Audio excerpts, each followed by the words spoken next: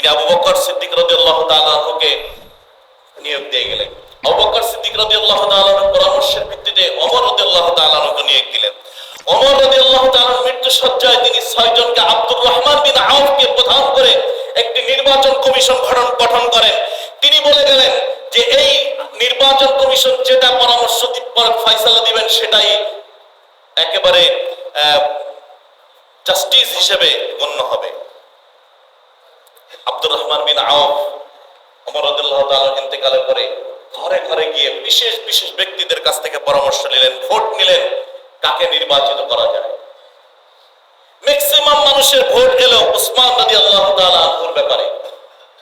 আলী রাদিয়াল্লাহু তাআলা আনহুর ব্যাপারে কম ভোট পড়ে নাই। কিছুটা কম হওয়ার কারণে আলী রাদিয়াল্লাহু তাআলা আনহুকে নির্বাচিত করা যায়নি, নির্বাচিত হলেন উসমান রাদিয়াল্লাহু তাআলা। অর্থাৎ যে রাজতন্ত্র যেটা ছিল বিশ্বনবী সাল্লাল্লাহু আলাইহি ওয়াসাল্লাম সহ সাহাবায়ে কেরাম আজমাইন সেটাকে উঠিয়ে দিলেন। এরপরে উসমান রাদিয়াল্লাহু তাআলা আনহু শাহাদাত বরণ করলেন। মদিনার সকল নেতৃস্থানীয় বর্গবৃন্দ যারা ছিল তারা সকলের পরামর্শের ভিত্তিতে আলী রাদিয়াল্লাহু তাআলা আনহুকে রাষ্ট্রপ্রধান হিসেবে মেনে নিলেন, তার হাতে বায়াত হলেন। তিনি হলেন খলিফাতুল মুসলিমিন।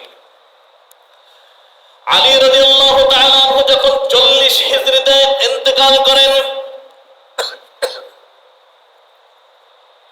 তারই বড় ছেলে হাসান রাদিয়াল্লাহু তাআলা আনহু এই খেলাফতের দায়িত্ব তিনি গ্রহণ করেন। আলী রাদিয়াল্লাহু তাআলা আনহু সকলের পরামর্শের ভিত্তিতে তাকে খলিফা হিসেবে আগেই নিযুক্ত করে যান। তিনি মাত্র 6 মাস এই রাষ্ট্র পরিচালনা করেন। 6 মাস পরেই গৃহযুদ্ধ এত বেশি হয়েছিল, গৃহযুদ্ধ বন্ধের জন্য তিনি একজন বিচক্ষণ রাষ্ট্রপতির কাছে তার রাষ্ট্রের এই সমস্ত ক্ষমতাকে তিনি হস্তান্তর করেন, আর তিনি হলেন মুআবিয়া রাদিয়াল্লাহু তাআলা আনহু। নবী আলাইহিস সালাতু ওয়াস সালামের একজন বিচক্ষণ সাহাবী হযরতে মুআবিয়া রাদিয়াল্লাহু তাআলা আনহু তখন দামেস্কের প্রধান রাষ্ট্রপতি ছিলেন। তিনি মদিনার রাষ্ট্রকে দামেস্কের রাষ্ট্রপতির হাতে হস্তান্তর করে দিলেন। একদিন 2 দিন নয়, এই রাষ্ট্রকে পরিচালনা করেন, গোটা ইসলামী রাষ্ট্রকে পরিচালনা করেন মুআবিয়া রাদিয়াল্লাহু তাআলা 20 বছর পর্যন্ত।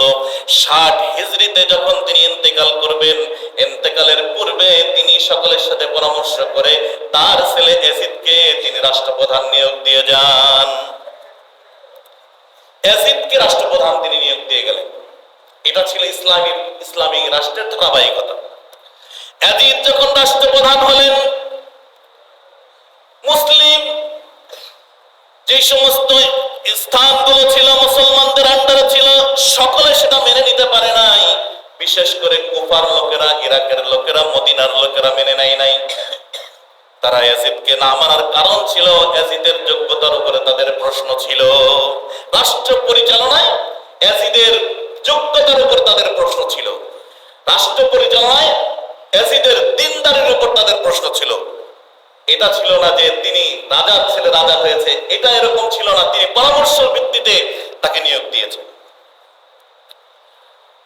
ইয়াজিদ যখন রাষ্ট্রপ্রধান হল, এমন সময় হুসাইন রাদিয়াল্লাহু তাআলা মদিনায় অবস্থান করছেন। মদিনায় তখন ইয়াজিদের বিরুদ্ধে অনেক কথা শুরু হলো। হুসাইন রাদিয়াল্লাহু তাআলা আনহু মদিনা থেকে মক্কায় গমন করলেন। মক্কায় কুফা থেকে 1 লক্ষ লোকের বেশি সিগনেচার করা হুসাইন রাদিয়াল্লাহু তাআলা আনহুর হাতে বায়াত গ্রহণ করা 1 লক্ষ লোকের সিগনেচার সহ একটি চিঠি হুসাইন রাদিয়াল্লাহু তাআলা আনহুর হাতে এসে পৌঁছে যায়। হুসাইন রাদিয়াল্লাহু তাআলা আনহুর হাতে ওই কুফা থেকে 1 লক্ষ লোকের একটি বায়াত গ্রহণের চিঠি হুসাইন রাদিয়াল্লাহু তাআলা আনহুর কাছে এসে পৌঁছে যায়।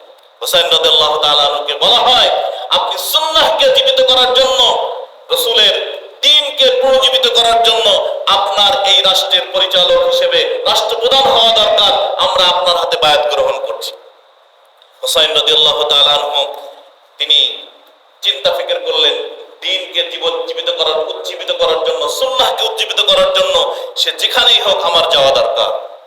অনেক কষ্টের দিন আমার নানাজির, এই দিনকে আমি খেলায় খেলায় মিটিয়ে যেতে দিতে পারি না। তিনি আজম বিল জজম করলেন যে কুফায় যাবেন। সাহাবায়ে কেরাম আজমাইন নিষেধ করলেন যে আপনি কুফায় যাবেন না, কারণ কুফার লোকের ওয়াদা ঠিক থাকে না, তাদের নিয়ে আমাদের তিক্ত অভিজ্ঞতা রয়েছে, সুতরাং কুফায় আপনি যাবেন না। তারা যে চিঠি লিখেছে এই কথার উপরে তারা অটল থাকবে, এর কোনো নিশ্চয়তা নাই। হুসাইন রাদিয়াল্লাহু তাআলা আনহু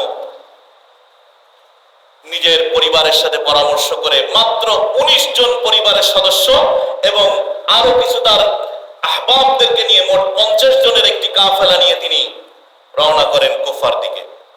এটাই ছিল মূল ঘটনা প্রেক্ষাপট। তিনি এখন কারবালার দিকে যাচ্ছেন, আস্তে আস্তে কারবালার প্রান্তে পৌঁছান। কারবালার প্রান্তে যখন পৌঁছান তখন ইয়াজিদের কাছে এই ঘটনা পৌঁছে যায়। ইয়াজিদের রাষ্ট্রীয় এরিয়া, তার সার্বভৌমত্ব এরিয়া যখন আরেকজন প্রবেশ করেছে, তার মাথা এখন আর ঠিক নেই। ইয়াজিদ তখন চিন্তা করলেন, এতদিন আমি এখানে পরিচালনা করেছি, এটা আমার রাষ্ট্র ছিল, আরেকজন সেই রাষ্ট্রের মধ্যে ভাগ বসাবে, এটা হতে দেওয়া যায় না। তিনি নোমান ইবনে বাশির ওখানের গভর্নর ছিলেন, তাকে অপসারণ করলেন যে তুমি থাকতে এ ধরনের কাজ, এ ধরনের ঘটনা কিভাবে ঘটেছে, তাকে ওখান থেকে বহিষ্কার করলেন। আব্দুল্লাহ ইবনে ইয়াজিদকে সেখানে নিয়োগ দিলেন। ইয়াজিদ ছিলেন একটু এই রাসূল সাল্লাল্লাহু আলাইহি ওয়াসাল্লামের পরিবারের প্রতি একটু বিদ্বেষ ছিল, তাকে ওখানে নিয়োগ দেওয়া হলো।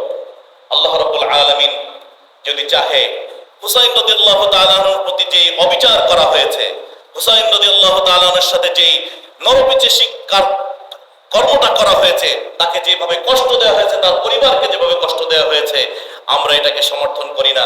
আমরা মনে মনে ঘৃণা করি, তাদের সাথে আমাদের ঘৃণা অপরিসীম। আর হুসাইন রাদিয়াল্লাহু তাআলা আনহুর প্রতি আমাদের ভালোবাসা অপরিসীম।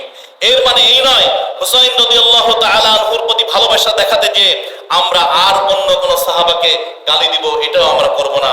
আল্লাহ রাব্বুল আলামিন আমাদেরকে বোঝার এবং আমল করার তৌফিক দান করুক। এবং আগামী সপ্তাহে ইনশাআল্লাহ বাকি শব্দগুলো, বাকি যেই ঘটনাটি রয়েছে আমরা আলোচনা করব। আল্লাহ রাব্বুল আলামিন তৌফিক দান করুক, আমিন। ওয়া আখিরু দাওয়ানা আলহামদুলিল্লাহি রাব্বিল আলামিন। আসসালামু আলাইকুম ওয়া রাহমাতুল্লাহি ওয়া বারাকাতুহু।